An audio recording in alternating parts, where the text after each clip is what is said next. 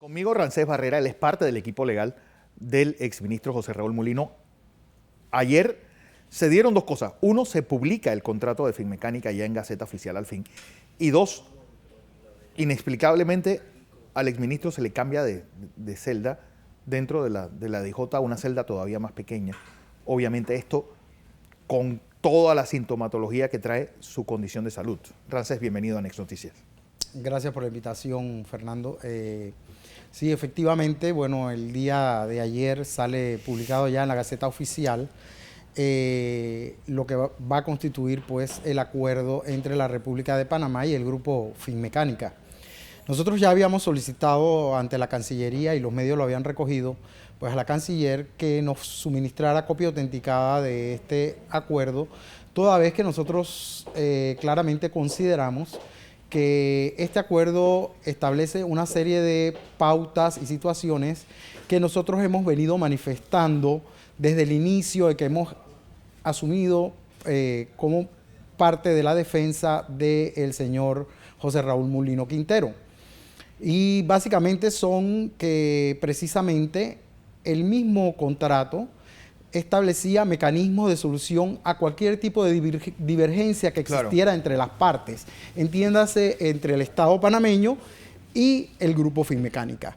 Efectivamente, nosotros hemos aludido desde el inicio de que además de soluciones a cualquier tipo de divergencias en la perfeccionamiento del contrato y ejecución del mismo, existían garantías establecidas, habían fianzas de garantía que estaban vigentes, además de la misma garantía que daba la empresa dentro del contrato. Es decir, si había algún tipo de ineficiencia o inoperancia de algún equipo que fuese suministrado o algún bien otorgado, el Estado panameño podía en cualquier momento requerir a la empresa que esto se... y nunca se dio. Es decir, pero ¿cómo se mantiene un proceso si por arte de virbilibloque ahora resulta que Finmecánica es una empresa modélica, que los radares sirven, que el mapa electrónico tiene un montón de porcentaje de avance y los helicópteros están funcionando? Sí, efectivamente, si tú ves el acuerdo, dan por satisfecho todos los requisitos del contrato de los helicópteros con AgustaWestland. Entonces, es más, se hace un acuerdo, dentro del acuerdo se establece que va a haber un crédito para el Estado panameño.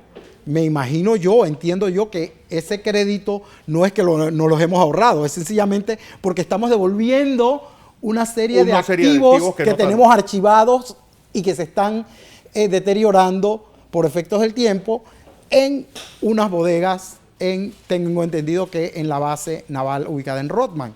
Entonces, estamos devolviendo eso y en cambio nos están dando un crédito que el Estado panameño dice, ok, yo lo voy a utilizar ¿en qué? En piezas y mantenimiento de los helicópteros que me están funcionando y que son buenos.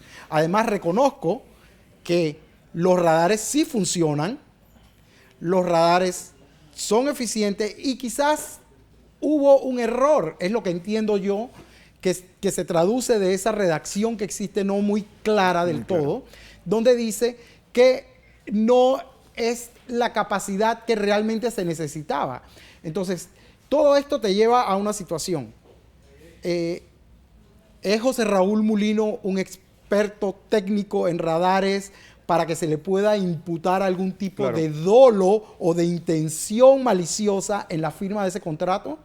No. Además, José Raúl Mulino firma ese contrato porque hay una resolución del Consejo de Gabinete firmada por 12 personas, 12 ministros de ese entonces, incluyendo al expresidente Martinelli, que le dicen, señor, usted tiene que firmar un contrato con la empresa Celex, no con A, B o C empresa, con la empresa Celex y por un monto de 98 y tantos millones de euros. Entonces, no había capacidad discrecional del señor Mulino de poder escoger o decidir para que se entienda de que él fue objeto de algún tipo de corrupción. La pregunta, Rancés, es, esta historia cambia totalmente desde la semana pasada.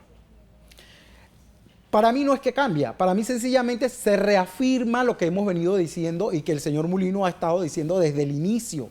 Señores, aquí no hay ningún acto de corrupción, aquí no hay ningún tipo de dolo, ni hay falta de ejecución. Es más, le digo, aquí lo que es la contratación ya fue objeto de pronunciamiento por la Corte Suprema de Justicia, que en pleno y sin salvamento de voto dijo: sobreseo definitivamente esta investigación que se llevó en base a una querella específicamente formulada contra José Raúl Mulino Quintero. Y nuestras normas procesales y principios procesales prohíben el doble juzgamiento y el Código Procesal Penal. Incluso, no solamente el doble juzgamiento, para quienes entiendan o quieran entender o hacer ver que el doble juzgamiento requiere de una imputación, también proscribe la doble investigación. Así que todo lo que se está haciendo en cualquier juzgado decente. Y nosotros hemos incidentado en ese sentido, procurando la nulidad por un doble juzgamiento, entre varios de los incidentes que hemos puesto.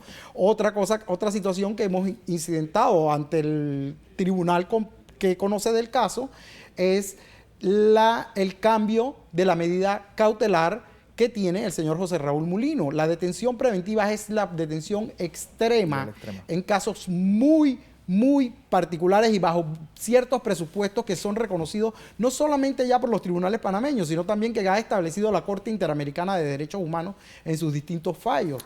Y me refiero principalmente a dos de ellos, al tema de la necesidad y al tema de la proporcionalidad. Si la fiscal ya ha reconocido en su propio expediente, en sus propios dictámenes, en sus propias resoluciones, diciendo: yo no estoy investigando contratación, estoy investigando ejecución, porque además existe una auditoría de la Contraloría General de la República que dice: la contratación cumplió con todos los parámetros de la ley, no hay ilegalidad en la contratación. Entonces ella dice: ok, es que yo ahora estoy investigando ejecución. Pero entonces en la ejecución, primero, la ejecución no estaba terminada al momento que José Raúl Mulino Quintero dejó de ser ministro.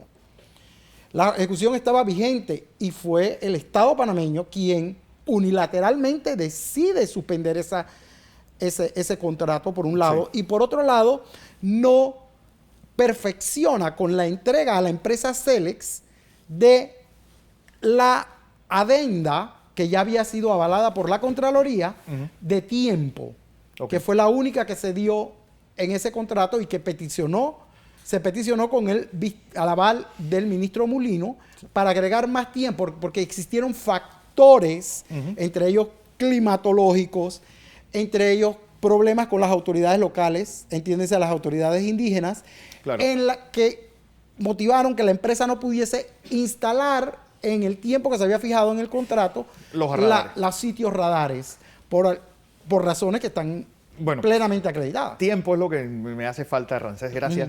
Y seguro vamos a tener mucho que hablar con esto. Para finalizar, que no hemos abordado el otro tema que me tocaste, el cambio de la celda del licenciado Mulino. Existe una situación de salud acreditada en el expediente, existe una situación que ha acreditado no solamente los médicos particulares de él y los médicos del Santo Tomás, sino también el Instituto de Medicina Legal, que dice: el señor José Raúl Mulino no puede estar por tiempos muy prolongados en inactividad, en posiciones sedentarias. Al reducirle el tamaño su tamaño del espacio de reclusión, estás incrementando el peligro de que él, que es una persona proclive a la trombosis, se le produzca una trombosis con un desenlace que puede ser fatal. Él ya ha sido objeto de dos intervenciones por la columna, que tiene problemas de columna que no han cesado y que está recibiendo tratamiento por eso, y además de episodios de trombosis.